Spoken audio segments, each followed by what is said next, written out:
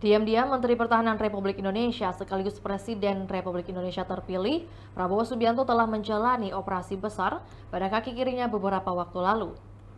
Hal itu ketahuan saat Presiden Jokowi menjenguknya di Rumah Sakit Pusat Pertahanan Negara, Sudirman, Jakarta yang diunggah di akun Instagramnya @jokowi pada Minggu 30 Juni 2024. Setelah sekitar sepekan usai operasi, Prabowo sempat muncul perdana di depan publik pada peringatan Hari Ulang Tahun Bayangkara ke-78 di Monas pada Senin 1 Juli 2024.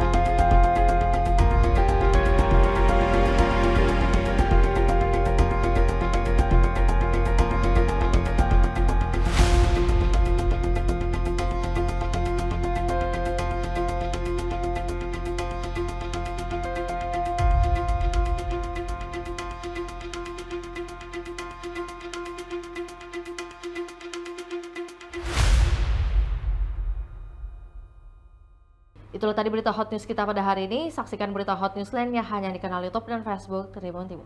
Download Tribun X sekarang, menghadirkan lokal menjadi Indonesia.